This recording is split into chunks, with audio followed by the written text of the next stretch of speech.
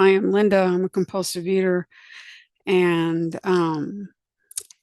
thank you for joining us for this Communications Committee Traditions and Concepts study. We are recording this meeting today so that the Communications Committee can improve their process next time, if necessary. We think we're awesome, but you know. Let's see. Let's open with the Serenity Prayer, and then we'll get started. God, grant me the serenity to accept the things I cannot change, the courage to change the things I can, and the wisdom to know the difference. Again, welcome to the newly designed Traditions and Concepts Roundup. We are here to get better acquainted with the traditions and concepts of Alcoholics Anonymous, which are the backbone of our service structure. We want all the World Service Conference delegates to be up to speed on these elements of how we do what we do based on the experience, strength, and hope of our presenters and the questions posed by attendees today. Today, we have asked 4 people well-versed in traditions and concepts to take one concept and one tradition and share about each for 5 minutes. We have asked that they tell a story that is, since that is the way we learn best in our program, one member sharing with another. After tradition 9 is discussed, we will pause and ask if anyone has a question about it. There will be 5 minutes for questions on each of the 8 topics presented today. We know that 90 minutes is not enough time for an in-depth understanding, but we hope it is a good beginning or continuation based on your own experience, strength, and hope. Are there any GreySheeters Anonymous related announcements? Please raise your digital hand because I can't see everyone. I don't see any announcements. Oh, Marvin. I have two announcements. There's one, everybody been hearing my committee sharing about the men's spiritual retreat from October 13th to October 15th in Long Island, right? And then we have the in-person roundup that's going to be October 28th and 29th. If you want to do service or you come into the roundup, you can text me on my cell phone. If you're going to come and help set up and stuff, we prefer that you come 7 o'clock in the morning. Everything is on the website. So if you need any information, if you don't text me, don't feel comfortable with me, it's an email address that you can go and someone will contact you back when it comes to the roundup. Thank you. Thank you, Marvin. Any other announcements? Okay. Moving on. Oh, Linda, I just have a quick announcement. Everything that in addition to what Marvin said, I'll put everything in the chat. And I'm also proud as part of the communications committee, we are already online. The 5 initial podcasts that we had are available for your convenience to look at our website, www.greysheet.org. And you would see at the bottom, the first 5 podcasts. Thank you. All right. Last call for announcements. Okay. 7th tradition, we are self-supporting through our own contributions. Your presence here is more important than your money, but if you can donate, please, if you're in the United States, text the letters NMW to 44321. Or if you are outside the United States, go to greysheet.org/donate/donate, and you can make your donation there. In the comments and dedication section of those ways to donate, please write in traditions and concepts. Thank you. I apologize. My phone needs to be silenced. Okay. Let's see.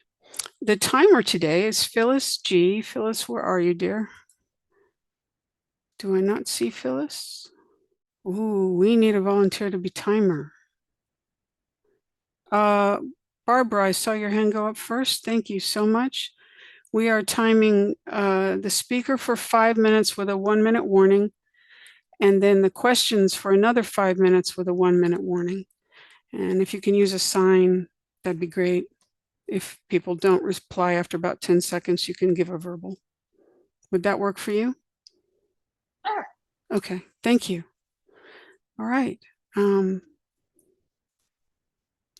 Let's see. Our first speaker is going to be Marvin, and he will speak on Tradition 9 for 5 minutes, after which we will have questions and answers for 5 minutes.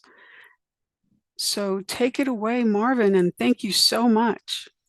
Oh, thank y'all for putting me #1 on the spot. But hi family, my name is Marvin. I'm a compulsive overeater. I weigh and measure 3 meals off the gray sheet, turning over to my sponsors, and absence of my higher power is the most important thing. I want to thank y'all for allowing me to share on this roundup on the 9th edition. And what I'm going to do is I put some things out to read to it, that came out to me, and I know I only got a couple of minutes to talk about how it affects my experience.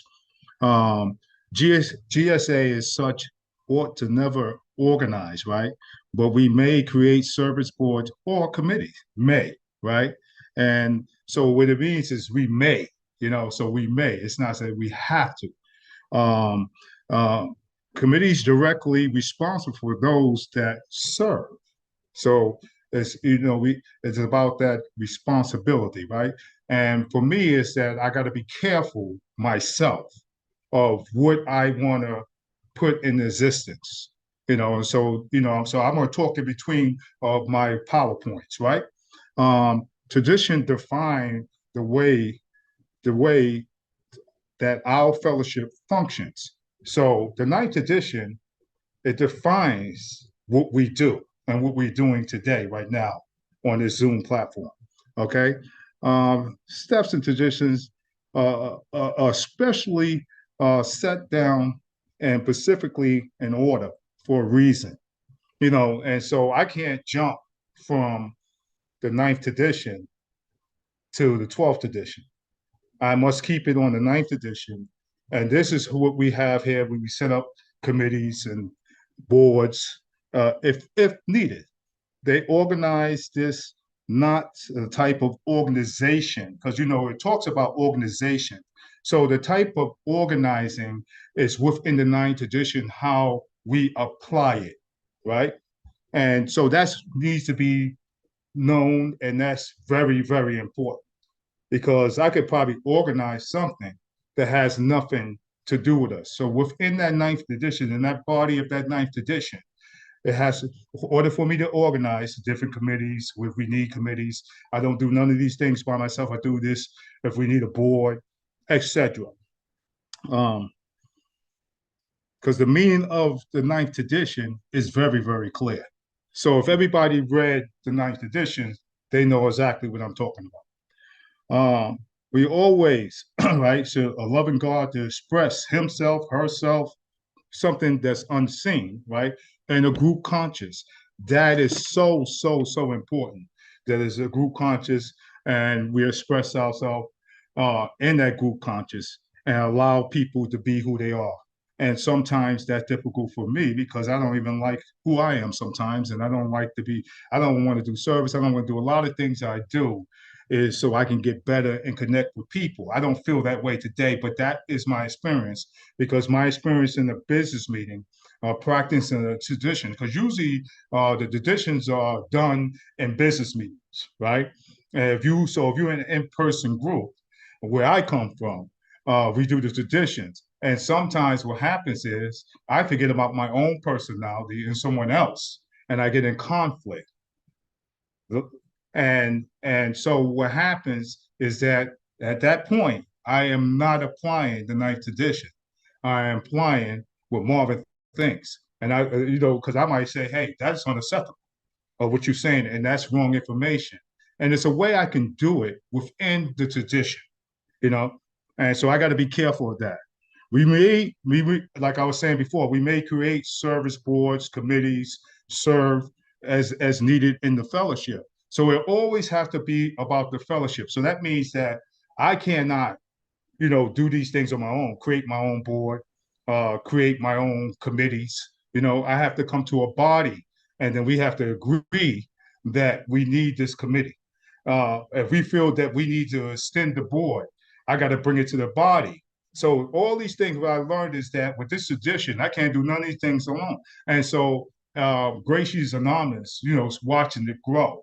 I see it has a body of service, right? And it has layers, right? That we talk about in the pyramid, right? That's so important that when I was in my process, before I even got to the process 25 years ago, I had the pyramid, I had to build it from the top and bring it down. That was a very difficult task because there was nothing clear. Nobody knew what I was doing. Today, I don't have to do nothing because those layers are built, right? And so it's an easy transition.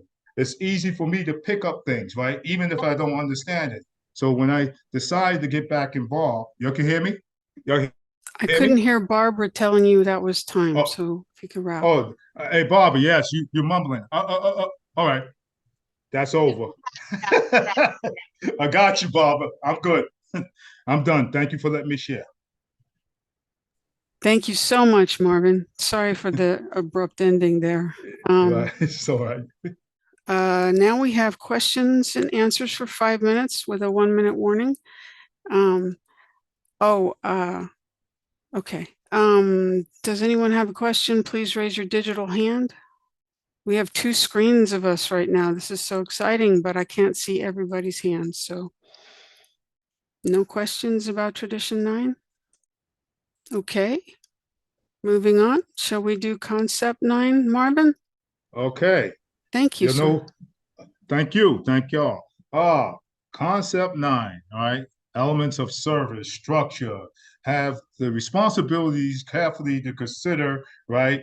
All the views of point, their decision-making process, right? So, right. So, like when I look at the whole process, so we have to, even when people being difficult, right? I should be more open to that individual that's being difficult. And that's what this 9 concept tells me. Now, if anybody know my personality, I have gotten wiser through the years. I might say what's on my mind, regardless of that. And maybe when I talk and my voice is heavy, I could be loud at times and intimidated. So I've learned to back off and allow that individual, even if they're speaking against something, to be open to it. And I'm not saying I didn't practice it, but even in my mind, I'm like cutting that person off, because I don't want to hear it. And, I want to say certain things I don't say. That thought has passed. It's easy to discuss those things that we agree upon. So we all here, there's 32 of us. If we agree, that's an easy process. It's when individuals, members, disagree and how I deal with that when it comes to the 9th concept. And so I've been trying to get myself involved because this level of service is high and I'm trying to be more responsible and listen to others, even if I disagree with them. We can always work that out and talk about it, individually. It don't have to be within the board or the committee if I feel strongly about something. And those ones that I disagree, those are the ones that need to, like I said, must be heard. I can't say, like that, and they must be heard. Our decision-making process is not perfect. And so I have to accept that. I would love if to be perfect in the perfect world, whatever perfect means, right?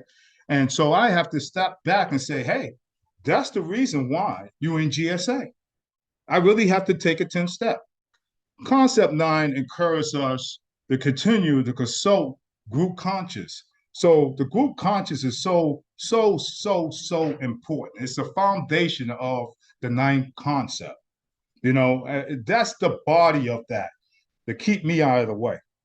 And discussing and raising about questions already decided on, those things can happen.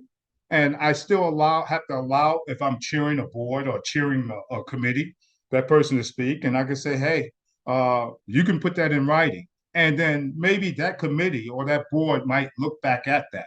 So that's important. We have to have some type of freedom here.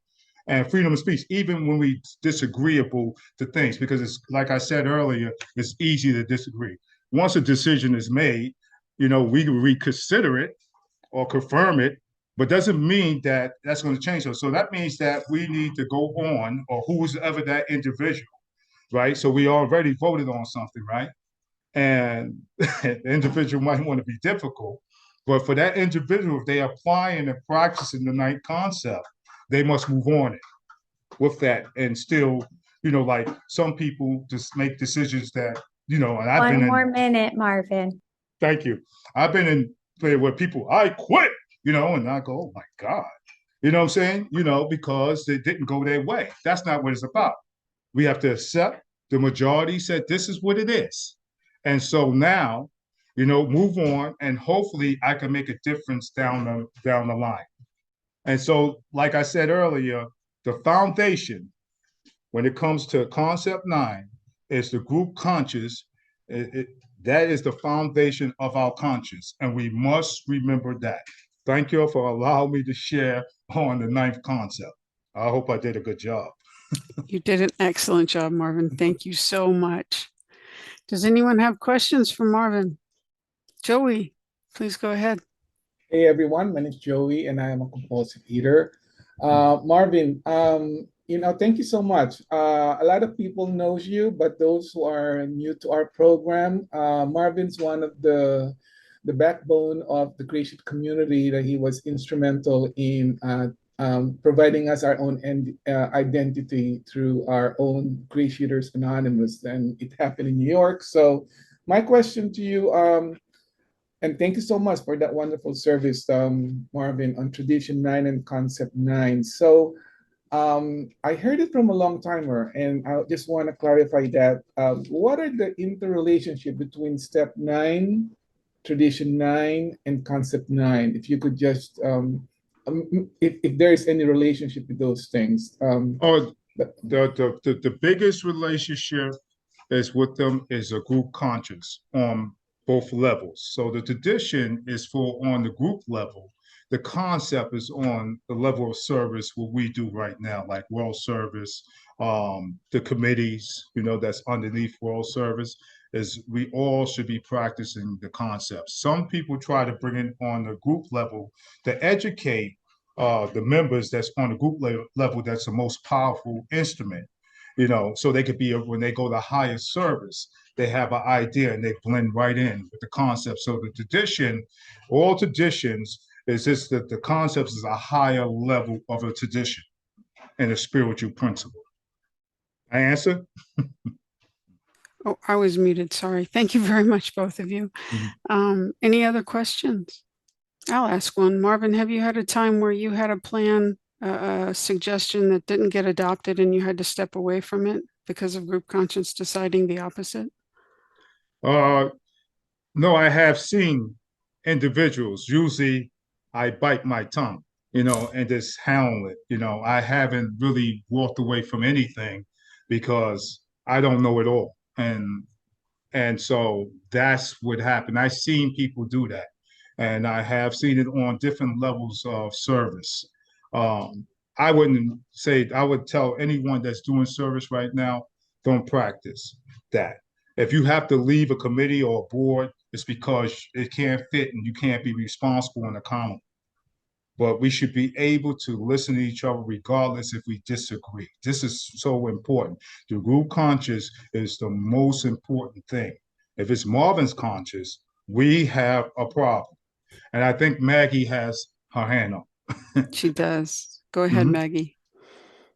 Good morning, Marvin. Morning. Thank you so much for that wonderful overview. And it says good service leaders, together with sound and appropriate methods of choosing them, are at all levels indispensable for our future functioning and safety. And I'm just wondering if you can speak a little bit to how we choose our leaders. Well, I would say how we choose it, our lead, is a process. Like you have the nominating committee. And so that is the process. So we have to have faith in that committee that they, basically probe that individual or the qualifications that we're looking for. So if, let's say, on the board, well, we need a trustee, but we need a trustee. Can y'all look for a trustee with these skill sets? And I think I seen something that, it's a lot of documents been flying. I've been reading the documents. My head is, I feel like a doctor, right? But we need we need to look at, say, hey, this is what we need. Let's just put it out there. It's not a requirement, but if we can get someone with those skill factors, that can help the board, and we can move on and do things a little better, because that's what we try to do. We're not looking to be perfect, but we're looking to do things a little better, right? And I'm gonna tell you, I had to practice it doing the fundraiser yesterday, right? It was some things I had to, basically, I right there and there, I had to do things, even if my mind is thinking something else at that particular time, because my hands, you're doing something for the first time, it's historic, and I want this perfect product so we can, use that as a template for other things, so that's the way my mind thinks. Thank you, Marvin. Jami, I Thanks, see your Marvin. hand up. Thank you very much. I only wanted to say that, because I know that Olga is translated, that if there is anyone who speaks in Spanish who wants to make a question, Olga is available to translate you, because I'm seeing more than 10 or 9 people that speaks in Spanish, and maybe they are ashamed to ask. So I'm just trying to tell them that if they have any doubt, they can do it. Thank you so much. I probably should have announced that. Thank you. Any other questions? Phyllis, how much time do we have? Did I clear it up for you, Maggie? That's all I was just wanting. Did I clear that up for you? Yes, it was great. Thank you so much, Marvin. You're welcome. It was 2 minutes left for the question. Okay, so we still have time for another. All right. Let's see. Okay, moving on. Let's go on to Esther will now speak on concept 10 for 5 minutes, and then we will have questions and answers for 5 minutes after her presentation. Esther, take it away. Thank you. Thank you, everybody, and thank you for inviting me here. It's wonderful to be here. Just let me open up my file with a tradition here. Thank you, Marvin. It brought up a lot of memories just listening and looking at you. Oh boy, we were there. A lot of things happening in our precious 12-step program, and really before we got the conference going, so many different things needed to be manually done. And it's so beautiful that how everything has come together with the traditions and the concepts for our GreySheeters Anonymous at this point. So tradition 10, for me personally, I remember when I got abstinent, I wanted to jump up to the rooftops and shout. I wanted to to shout about what my GreySheet has done for me. Yeah, I wanted to say that for me, I wanted everybody to know, and it was a big thing for me that I had gotten this recovery, I must say.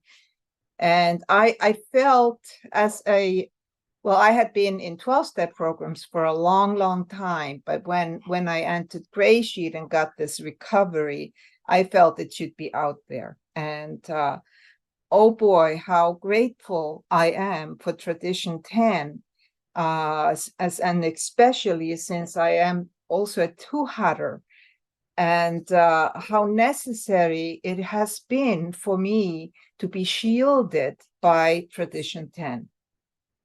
GreySheeters Anonymous has no opinion on outside issues, hence the GreySheet name ought be never drawn into public controversy. All that I can say is that that public controversy will always be out there. It's like the weather, it's like the wind.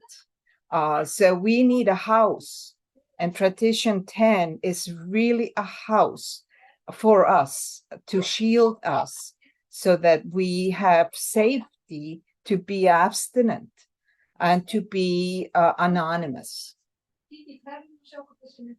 And of course, reading through the chapters, thank you for sending the material to me so I could really look at this.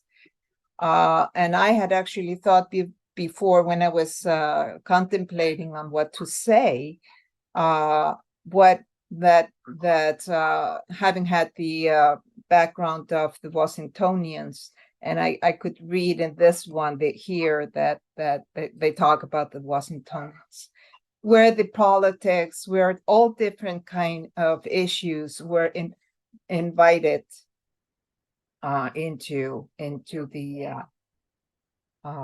Washingtonians, and it was the end of them. It was the end of them. So they learned, Esther, you'll have one more minute. Okay, thank you. So Alcoholics Anonymous really had, how do you say that in English? They had something that they needed to care for. And they had a picture of something that did not work, and we learned from that. And that's one of the things that is so precious in 12-step programs, all of them, is that we're here to learn. With traditions, for me, just to end on this note, I remember when I was doing more service than I have been doing now for a while, on the board and as chair and all, in all of the thank you. Just gonna finish. In all the turmoil that was really happening in our GreySheet community at that point, this was really the traditions and the concepts were the things that really grew me up. They grew me up. So I'm happy to talk on it. I don't know how well I do it, but I just wanted to say how important they have been for me personally, and I think for each and every, probably, and for each and everybody that stays on with us. It's a shield. It's a shield, this one. Thank you, So, Esther. Yeah. Any Sorry about the questions? interference. There's some kids here with animals, and life is happening. Life is Just at happening. the time. Yes. Okay. Ilona, I see your hand up. Hello, everybody. My fellowship, my tribe. We want to propose here. Absolutely grateful.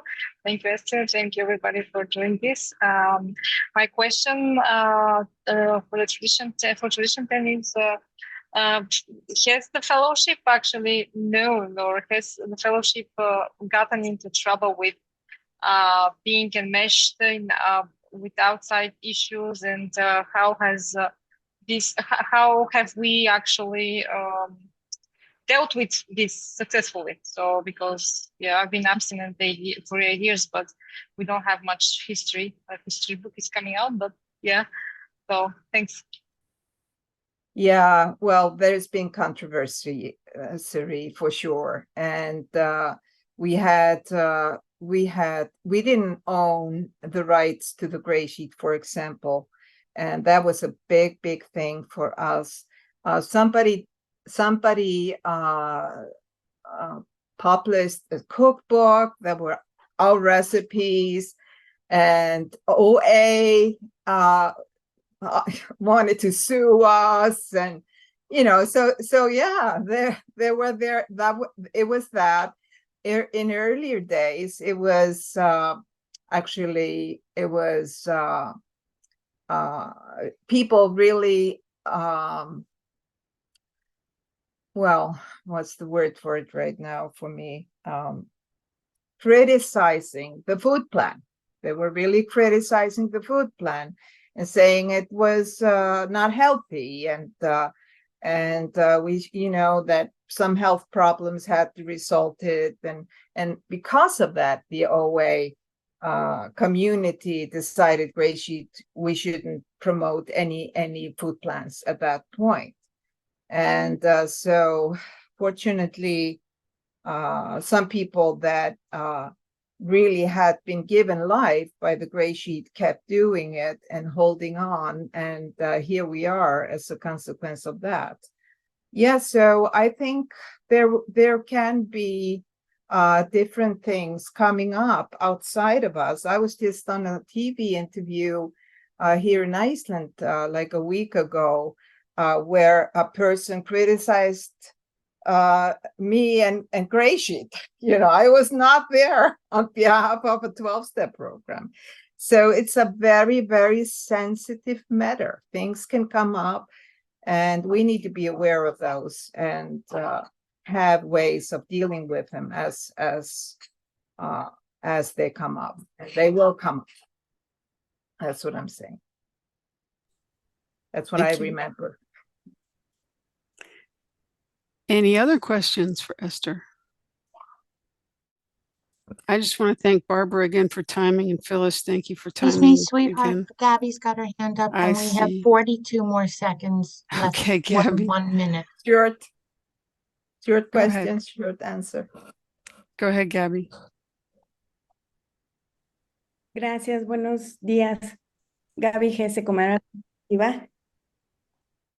Mi pregunta rápido es, entonces, tengo poco tiempo en el programa y por lo que estoy viendo hay diferentes líneas de amadrinamiento y de apadrinamiento en cuanto, bueno, obviamente en cuanto a la comida. No hay, entonces, bueno, mi confusión es que conociendo varias madrinas y padrinos en mi proceso, unos es unos alimentos, otros, entonces luego tengo problemas existenciales de no saber qué es lo que está pasando, ¿no? O sea, ¿qué es lo correcto? Entonces, aquí en esta parte de amadrinar, apadrinar, no hay lo correcto, cada quien sigue lo que les funcionó. So I'm Gabi, and there's an important question that I have. I've seen in this time I've been doing GreySheet that there are different lines in sponsorship, mainly in regards to food. So I feel confused because does everybody follow, each sponsor, male or female, follow some guidelines, the other one doesn't? So what do we do? I get into this existential conflict. How do we know what is the right thing to do? Do I have time to respond? Let's give you 1 minute, Esther. Oh, okay, thank you. What a great question, and well deserved. And this has followed us from the early beginning, of course. It's I think it's a natural thing that when something goes from one poor person to another, that things can get confused. We can, sometimes, like here in Iceland, we needed to translate the GreySheet. There was confusion with that, misunderstandings. There's different foods in different countries. And so there's so much that can come up. But now we have guidelines, and that everybody can go back to. And one of the first things I learned was to concentrate on my own plate. And that's what I do. It does not matter what other people do. If they're abstinent, they're doing something right. It matters to me what I do. But then, of course, it matters what I give on to my sponsees as well. So I tend to follow up on my sponsees as we go forward. Then we kind of go over the guidelines every once in a while. That's what I have on this. Thank you, Esther. All right. It is time now. Esther will speak now on concept 10 for 5 minutes with 5 minutes of questions after. Okay, concept 10. I must tell you that, concepts didn't come in until later, in my service work. And I was really, as I was working as chair and on the board, as we were preparing for the conference at the time and really pushing for it to happen, I was learning. Every step of the way, I was a total novice in all of this, and I needed to learn. And it was such a good learning period. And it was good that I was a novice, because then I had the understanding that everybody else probably was pretty much a novice as well. And at the time, we really needed to put everybody on a 0 point and just really go one step at a time for learning and understanding on what might be the next step to do for us. And it really brought us to where we are today, I believe. And so it works if we work it, like so many other things. So every service responsibility should be matched by an equal service authority. The scope of such authority to be always well defined, whether by traditions, by resolution, by specific job description, or by appropriate charters and bylaws. One of the things that I needed to learn was, what's the procedure like of the whole thing? Where does this come from? We have the groups, and at that point we didn't have the service conference. So it was really the groups, and then it was me and Marvin and a few others, and that were kind of appointed to be a board. And I didn't even really understand at the time how important the conference was until I got really to learn about it, how important it was. But so you see, today we have that in place. We have the groups sending their GSAs onto the World Service Conference. The World Service Conference is vote. There's vote and nominations for the board. The board finds people to do all kinds of different service work, of course. And by doing this service work in this order and having the guidelines on what to do, basically, this is actually where I think I grew up.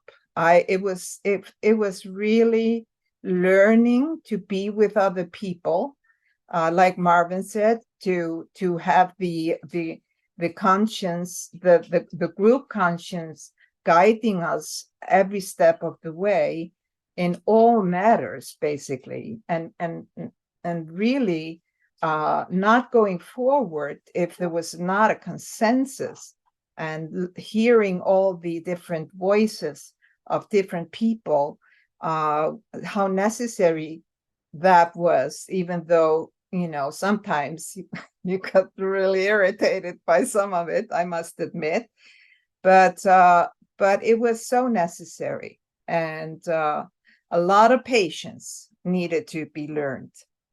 And so what can I say? You have another minute. Yes, thank you. What can I say? The concepts and the 10th concept, they just give us the structure. And what they say is that the authority should not be meddled with. Everybody should be their own authority with the task that they're given. And I kind of like the reading that we have here from AA on this. And Bill says that when delegated authority is operating well, it should not be constantly interfered with. And I think that is so important, that people feel the responsibility of the service work, and that they feel that they have the authority to do whatever it is that they are asked or have volunteered to do. Thank you. Esther, thank you so much. Voluntarios, That was muchas wonderful. gracias, Esther. Fue extraordinario. Okay. Any questions for Esther about concept 10? Okay. All right, Esther, thank you again so much. Phyllis, thank you for timing. And let's move on to tradition 11. And our third speaker is going to be Kathy. Let me find you on screen, Kathy. You must be, I see you waving. Thank you. All right. So Kathy N is going to talk on tradition 11. And take it away, Kathy. Thank you. Thank you. Thank you for leading, and thank everybody for all the service. Boy, World Service has come a long way, and it's great to see the organization and the dedication. Tradition 11, our public relations policy is based on attraction rather than promotion. We need always maintain personal anonymity at the level of press, radio, and films. And just to reiterate something that was said earlier from the AA 12 and 12. Let's see. The traditions outline how AA can, I'm saying AA because we're based on AA, and it was easier to read it from them. We're based on unity, how we maintain unity, and how we relate to the world, and the way our program lives and grows. And doing a lot of reading, I found some interesting reading online. One is from a website I had not heard of called takethe12.org. And it's take the 12, the number 12.org. And there it talked about the parallel between step 11 and tradition 11, which I had never even heard of or thought about. So I'm just going to read a blurb from that. Let's see. Step 11, we pray only for knowledge of God's will for us and the power to carry that out. The 11th step poses the question, how can we improve our conscious contact with God? The 11th tradition answers that question by pointing out that when we do not take credit for the good we do, we become closer to a higher power. And along those lines, there was a lot in the online and in some of this reading about celebrities and people, going on TV or on the media and using their last name. And it has done a lot of good. And it talked about the danger in that can be that people might be attracted to the program because of a personality.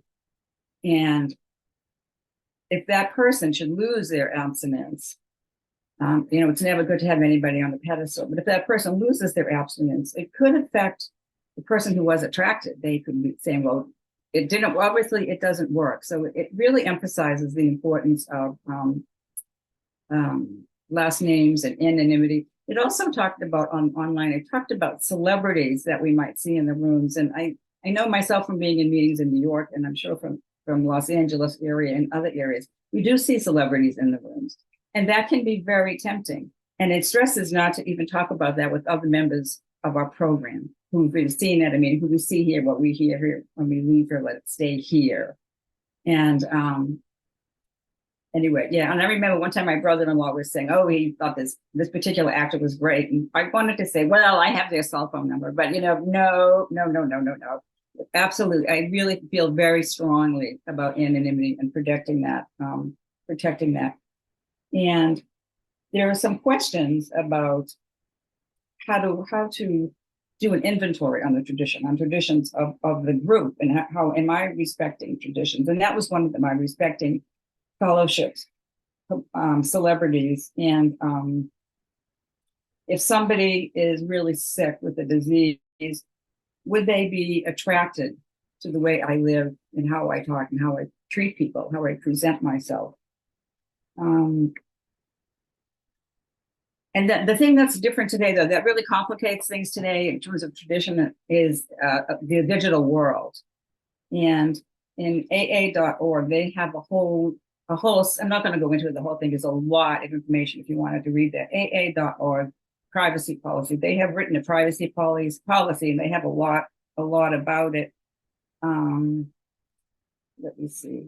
They have a privacy policy that was last updated on June 14th, 23rd. And they talk about they have very specific guidelines for how to protect anonymity online, how to collect info, how to use the info, how the site retains info. Hang on 1 more minute. Okay, thank you. And the maintenance of that info. And now AA has a system that they use. It's called industrial standard security measures. And I don't know anything about what GreySheet is doing with that, but I'm sure that whatever committee that is working with that. I love the way that I've listened to some qualifications on YouTube, and there's no pictures, there's no last names. It's the topic. Sometimes it's the person's first name, but it's respecting the anonymity. And I really do appreciate that.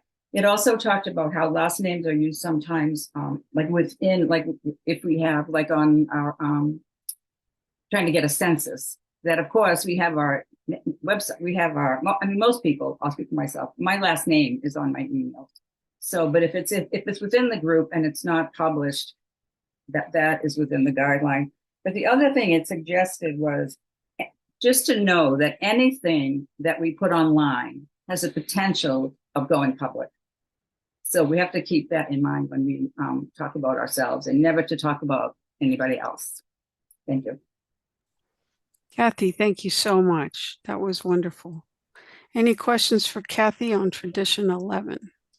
Hello, again, one of the possibility absent. Gotcha, thank you so much for sharing on Tradition 11. I feel like I want to hear more about personal experience, and of course, group experience with public relations policy with your group, and how attraction is different than promotion, and maybe institutions or people you have contacted and things like that. Thank you. Go ahead, Kathy. Yeah, I'm thinking that's a good question. I really haven't had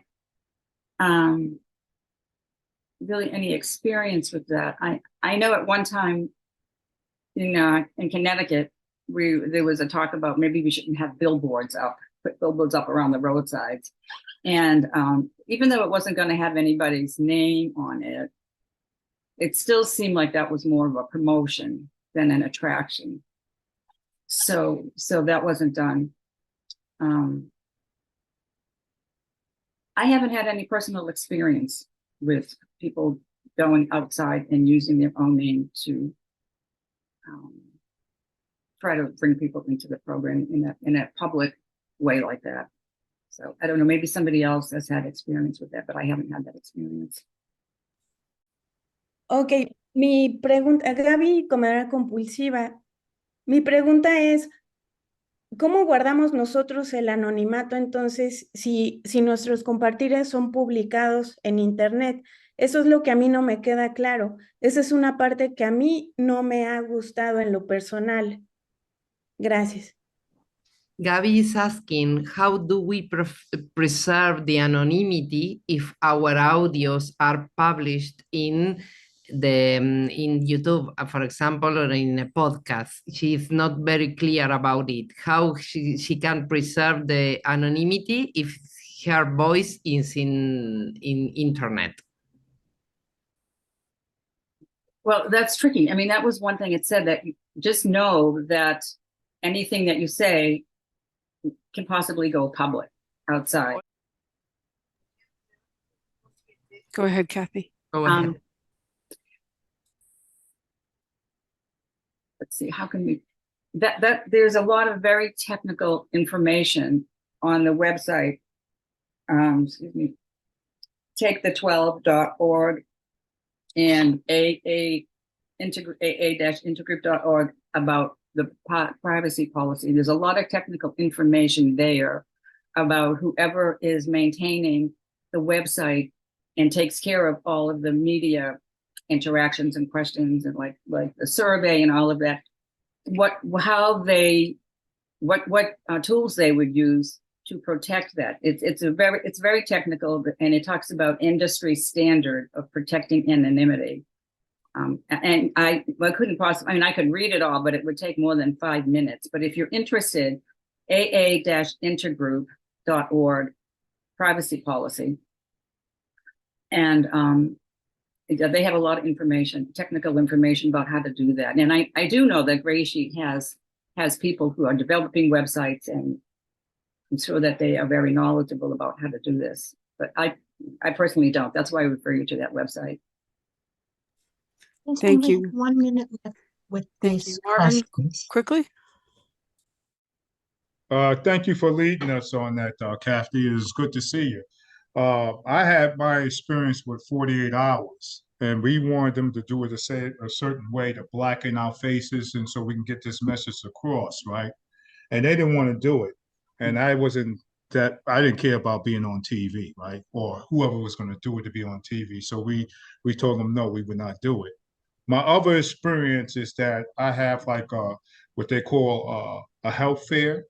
And what I did was a few members went down. And this is one of the ways you can do it, is by I came with a meeting list and stuff like that, pictures and stuff like that, and be able to promote it in a way where it does not break anonymity, and say, if you want to do what we go to meetings, different ways. And we also could bring this message into a hospital. So I'm just basically piggybacking. There's ways to do it without breaking anonymity. With the technology, you have someone, but any hacker could get into anything. They could get into my credit card, and we got to understand that. And I'm done. Thank you, Marvin. Thank you, Marvin. Kathy, thank you so much. I wish we had time for more, but we have to move on so we can get tradition 12 in. And Grani. Want to do the concept or no? Oh, Concept 11? pardon me, you are absolutely correct. We have to do concept 11 first. So please, Kathy, continue. Okay, thank you. Concept 11. I have to say this whole thing of concepts is all new to me. And I was talking to a GreySheet friend this morning, and he said, don't worry about it. Nobody's listening anyway. So hopefully that's true. It is or it isn't, but it did make me feel more comfortable because it's kind of a long technical meeting. Anyway, the short concept of concept 11 is the trustees should always have the best possible committees, corporate service directors, executive staffs, consultants, etc. Induction procedures and rights and duties will always be matters of serious concern. And again, on the website of takethe12.org, they have a concept study, and it's very, very simple, very direct, very easy to understand.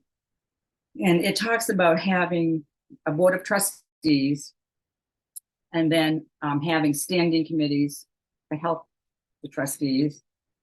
And it talks about the importance of having a chairperson or a president, that there is one person that is elected very carefully, knowing their program. And program is protecting the GreySheet message and the spiritual aspects of the program, of all the traditions and the steps, and the emotional part of the program. So being very careful about who is elected, especially as the chairperson. Sometimes the problem with that can be nobody wants to do it. It's a lot of work. It's a big commitment. So I'm very grateful to anybody who's ever done that. But it talks about that person. We need to be able to trust all of the trustees, and especially that person. And they do need to be able to conduct, setting up certain surveys or committees or whatever. We have to trust them to have the proper motivation and not to be peeking over their shoulder at every moment. We have to give them some leeways. And the principal concept in this concept is respecting the trustees. And the other guiding principle, or it says here, one thing we need to know is that the trustees cannot do it alone. We need committees. And I know there's been a lot of asking people to be on all the different committees. GSA has taken on a lot of work trying to get the message out. And so the trustees need a lot of help. It's a big job, and it can overtake someone's life. And so I think it's important that they have some balance and some understanding of each other. And then the other concepts were trusting the leaders and rotation of service. It can be easy to just let one person keep doing that service because they've done it before, they're good at it, they know what they're doing, they're comfortable with the way they do it, and nobody else wants to do it. But it's not good for that person because it can become easy to think, this is my job, this is my idea. And it's also not good for the group because we are about, the service of the triangle service, and even down to the group level, rotating who gets the leaders and who books the meetings, who takes the seventh tradition. So it's really very simple. That when I first started reading it in the AA, traditions and concepts, and I thought, oh my God, it's so complicated. I don't know what they're talking about. And that's when I talked to someone, and they said, "Don't worry about it. Nobody's listening." So because it is a dry topic, and it's toward the end of the time here. But so they really boiled it down to a board of trustees. There is one person in charge, and that person makes decisions. And we must elect people that we trust, and we have to trust their program. And we also have to know that they can't do alone, that we do need committees, and that rotating service. Those are the concept of the highlights of concept 11. So thank you. Thank you, Kathy. Questions about concept 10? 11. I'm just messing up all over the place. No, Thank you, Kathy. Fine. Better than me. I don't know what I'm talking about. I'm human. All right, raise your digital hand if you have questions.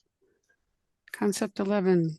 And Joy, I must say thank you for putting the concepts and traditions in the chat all along here. That's been really helpful. Maggie, thank you. Thank you so much. Good morning. I'm Maggie. I'm a compulsive eater and grateful to be here. And Kathy, thank you so much. That was so articulate. And yes, we are listening. And I just wonder, could you talk a little bit more, because there's the board of trustees, and then there's the committees and the chairs of committees, and then there's the ISRs, and then there's the GSRs. And I wonder if you could talk a little bit about the triangle and the GSRs and the ISRs, because they're reporting to the trustees as well.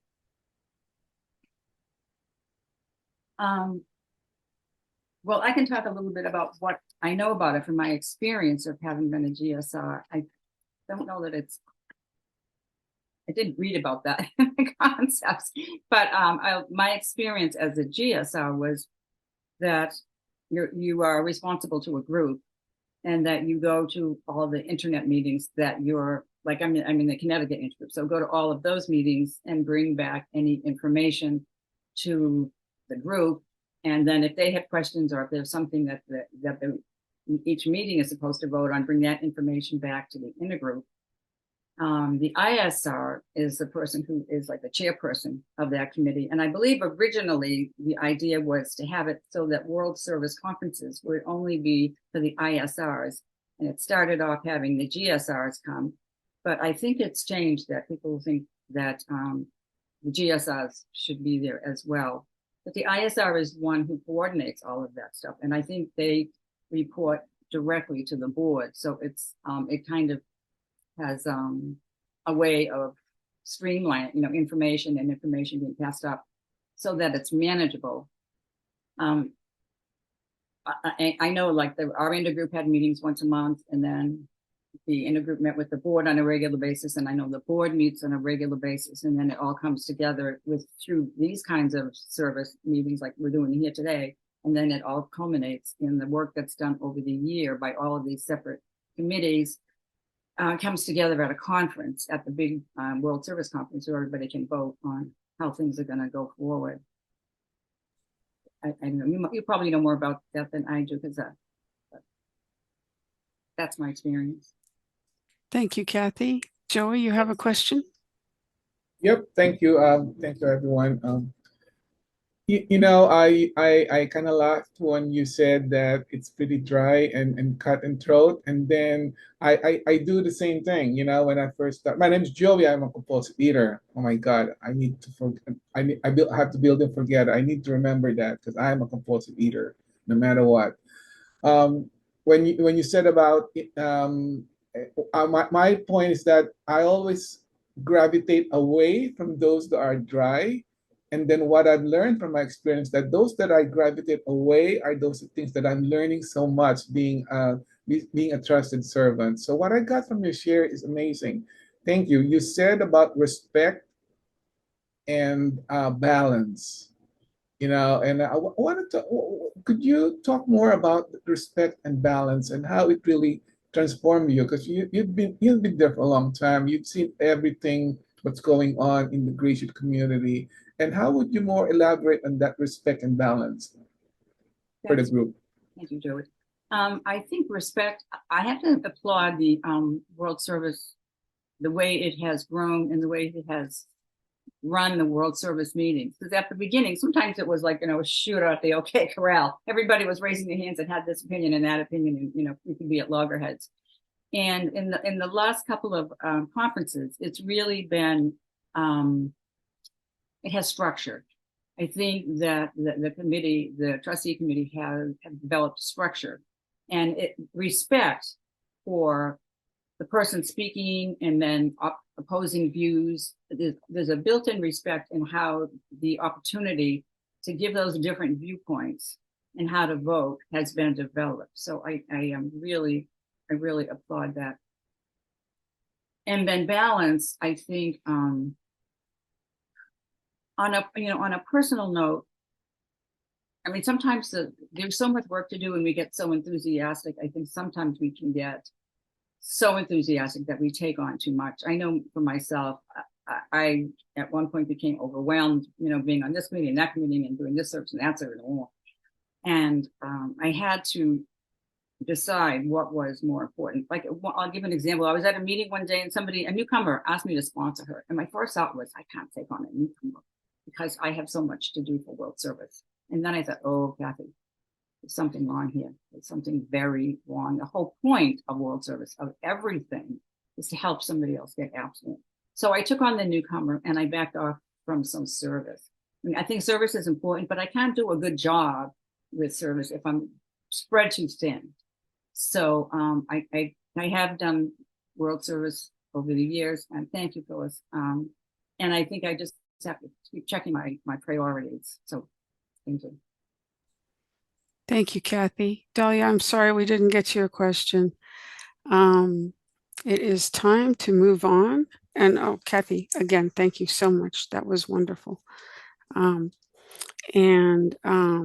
Grania is going to talk on Tradition 12 for 5 minutes, and then we will have 5 minutes of questions.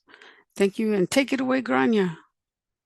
Thank you, Linda. Thank you, everybody doing service. Thank you to the Communication Committee for organizing these workshops. And my apologies, I'm in a rural part of Ireland and my internet connection is not good. So I hope it's not too difficult to translate and to hear me. I can't see most of you because of my internet connection. I'm Grania. I'm a compulsive eater. I weigh and measure 3 meals a day from the GreySheet. I turn them over to a qualified GreySheet food sponsor. I don't eat no matter what. My abstinence is the most important thing in my life, and my abstinence date is September 16th, 1994. Thank you for asking me to speak about tradition 12, which says anonymity is the spiritual foundation of all our traditions, ever reminding us to place principles before personalities. And I love the chapter in the AA 12 and 12 about this tradition, because it traces the experience that AA had when they first wanted to be anonymous. It was from fear of the embarrassment and shame of being known to be an alcoholic and the professional ramifications for doctors and lawyers and business people. And it traces it through that eventually they came to see that anonymity was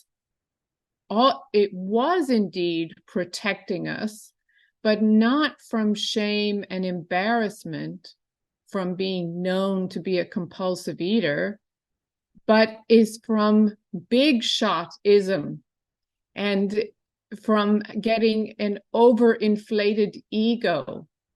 It protects me from losing my humility. And so in my service as a compulsive eater, whether it's sponsoring or leading a meeting or working at an intergroup or chairing the board of trustees at World Service, I always remember that I do this service not because I'm brilliant or smart or a saint or morally superior, but because it helps me stay abstinent. And because I get more out of it than anybody who supposedly, technically, is receiving my service. I get the most out of it. And I also am not doing anything that probably anybody else in GreySheet could do. If I were run over by a truck tomorrow, anybody could step in and sponsor my sponsees, lead the meetings, chair the board of trustees. I'm not unique. I'm not special. And for some reason, which I cannot articulate very well, that protects me. That reminds me that I'm just another compulsive eater working this program so that I don't eat. And my personal story about this, I can't see Phyllis, so I don't see a sign. Sweetheart, Phyllis, you're if good. you could You've got 1 minute left, Grania.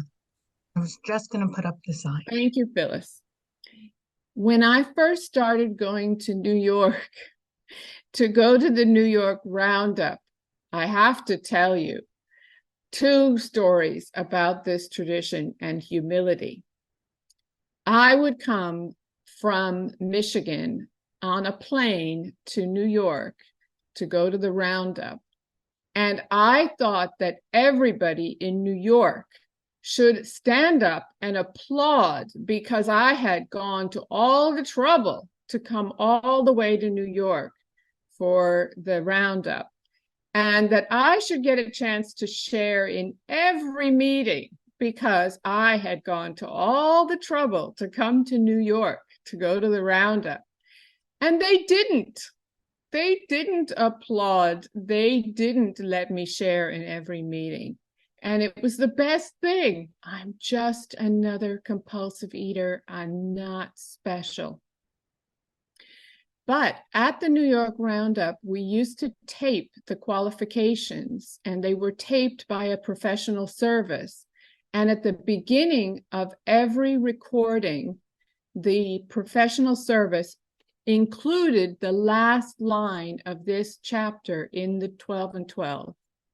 We are sure that humility expressed by anonymity is the greatest safeguard that Alcoholics Anonymous can ever have. And I can still hear that man saying that. That's time. Thank you, Phyllis.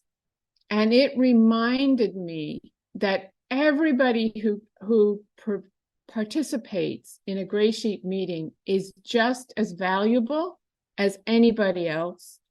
And that's one reason why the New York Roundup doesn't put the names of the speakers on the schedule. Thank you. Thank you, Grania. That was great. Any questions for Grania and Tradition 12? Let's move on, Grania. Let's do No, these are not done. Maggie has her hand up. Maggie has her hand up again. How do you keep sneaking in and I don't see your hand there? Okay. Sorry.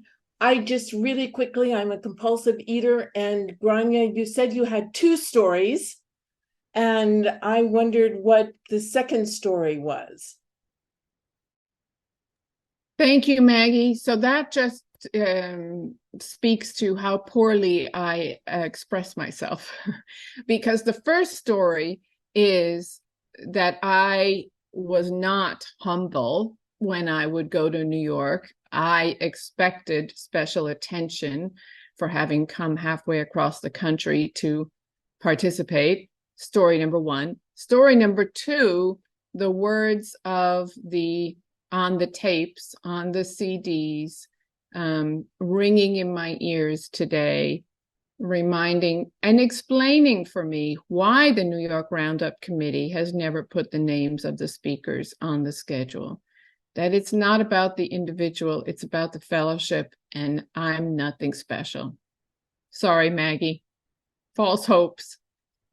That's okay. It was great. Thank you so much, Grania. Okay. Let's move on to concept 10 then, Grania. Oh, Marvin sneaks in at the last second. Go ahead, Marvin. Listen, Grania, thank you. I'm supposed to over here first, but thank you for a clear message on the 12th edition. And so a lot of times I'm glad you said that, because it's funny how you have 9, 10, 11, and 12 and how they link with each other to keep us humble. And I appreciate that 12th edition on that share and really explain and identify what anonymity means, because sometimes I know I deal with people and they say, it's this, that, you don't need to be attaching no names. And I just wanted to put that out there, that even if you thought it was jumpy, it was clear. And we all not special, we all special. Thank you, Marvin. And Grania, yes, thank you for that on Tradition 10. Let's go on to Concept 10. Thank you. Concept 12. Right? Yes, 12, I couldn't unmute. Sorry. Yes, you're right. I did have coffee this morning. Okay, just want to get to that page because it's the longest one.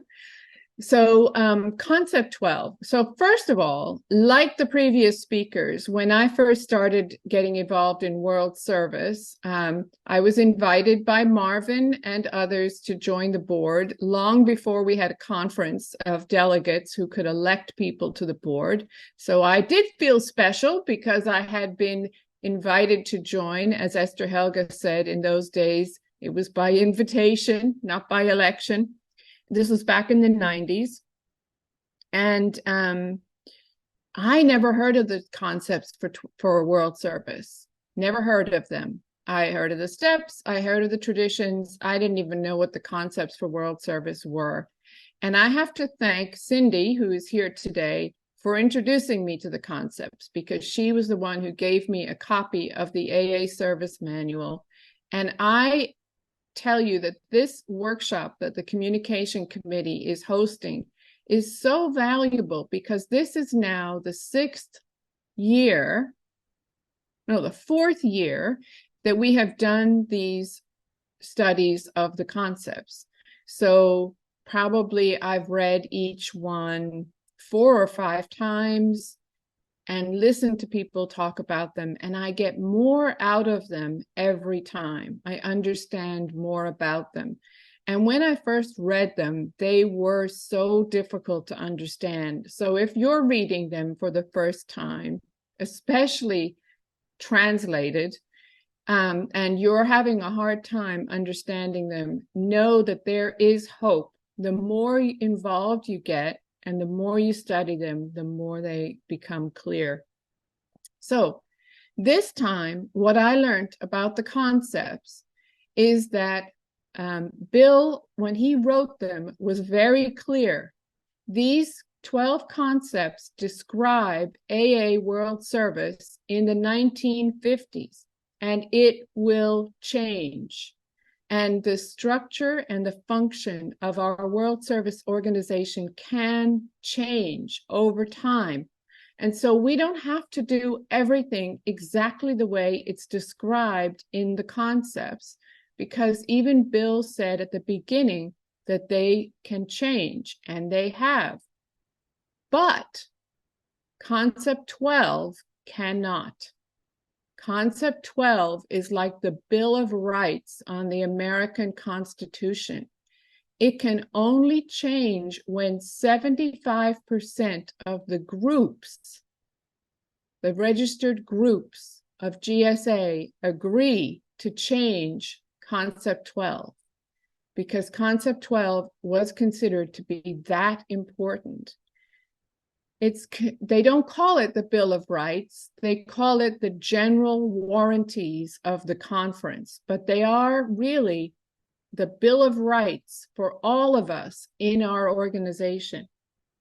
And it says that the conference has to take great care that it never become too powerful. So this is from my personal perspective, we are always being asked, how should we function as a group? How should we function as an intergroup? And I am so thrilled to constantly answer, however you want. World Service cannot tell a group how to function. World Service cannot tell an intergroup how to function. And most of all, World Service cannot tell a sponsor how to sponsor. That is everybody's personal choice, how their group runs, how they sponsor, how the intergroup runs. World Service has no place in saying any of that. I'm going to jump down to the one that says the conference is never an authority over any members. Again, people come to me as the chair of the board and they say, so-and-so is promoting her vitamins. Can you fix it? So-and-so is speaking about religion in meetings. Can you fix her? So-and-so is promoting her book about compulsive eating. Take care of it. I don't have any authority over any individual member. Not only do I not have authority, the board doesn't have authority. Not only does the board not have authority, the conference doesn't have authority. You know who does have authority? The food. If we stray too far from the proven steps, traditions, and concepts, we are warned that we will eat again. So I'm thrilled not to be in authority. Thank you, Phyllis. There was one more thing I wanted to say. So if there's time during the questions, I might ask for that time. Thank you, Linda. Thank you, Grania. That was great.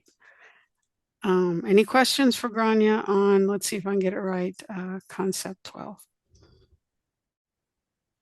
Joey, go ahead. Hi, Joey, compulsive eater. Grania, I would like to know the other point that you would like to share that you never had the time. Go ahead, Grania. Very, very slickly handled, Joey. So here's the last one of our Bill of Rights, that the conference may act for the service of Alcoholics Anonymous or GreySheeters Anonymous, but it shall never perform any acts of government. I have been trying for 6 years to find out what it means by acts of government. And you know, there are researchers who will go back and try to figure out what a word or a phrase meant in the society at the time that the document was written, because the meaning of words and phrases changes over time. And I would love it if somebody would research, what did acts of government mean to Bill in the 1930s, 40s, 50s, 60s when he wrote the concepts. But as far as I can tell from reading interpretive texts about this concept, it means that the conference never passes laws that will be enforced. So we can write policy that says this is how we decide we will function. But it is not a law that they are going to, or the conference can impose on anybody else. So we can't tell people what to do. Like we can't tell people how to sponsor. We can't censure them or punish them if they don't do what we think they should do. And we cannot throw them out of the fellowship if they don't do what we think they should do. So as far as I can tell, but I would love to hear more about it, the conference, when it says we will not engage of acts of government, it means we do not pass laws with the power of enforcement. And I think it's in the spirit of the rest of that concept. Thank you, Joey. Thank you again, Grania. Thank you, Joey. Anyone else? Johnny, yes. Thank you very much. I'm Shami, I'm compulsive overeater. Thank you very much to all of you. But I wanted to just to tell that I know that there are no personalities. I know that it can be first personalities than the community, okay? But at least for us, that we are the Spanish community so new, we must acknowledge that it's not the same a 30 years long timer than a 1 year. I mean, we are all the same, I know it, but at least just to acknowledge, and what I'm trying to say is that to recognize that it's not that you have more power than ours, but it's more like acknowledging and not being denial that it's, of course, it's not the same what the old experience that you have, and being, and also trying to say how grateful we are that you please come, because it's not that you are personalities, it's not that you are, but you have the experience, you know how to be abstinent, how to stay abstinent 40 years or 30 years. So I don't know, that sometimes it feels a bit confusing about I'm a personal. No. It's about experience, and that's what I wanted to say, and to say thank you. And if I can have any feedback, I would be grateful. I think you're right. Thank you for that question, because it's not. I don't listen.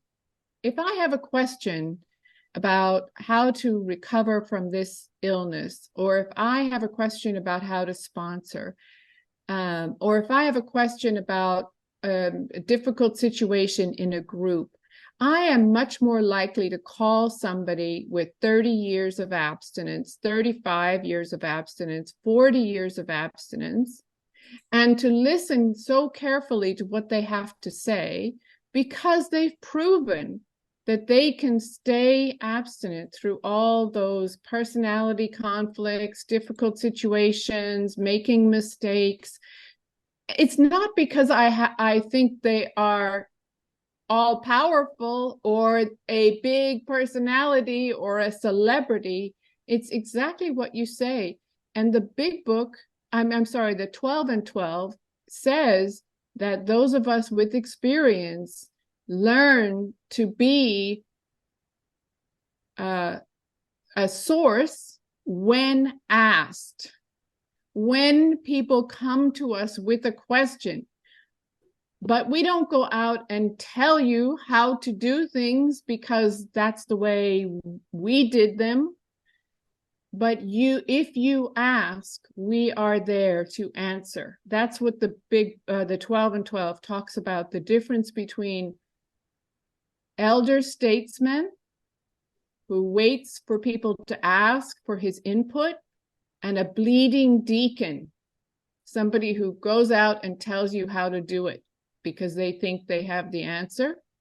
And I bet those words don't translate very well into Spanish, but it's in the 12 and 12, bleeding deacons and elder statesmen. Thank you, Yami. All right. Yes, sweetheart, that's time. Yes. For everything. We have run out of time. We're a couple minutes over. Thank you all for joining us for this final presentation.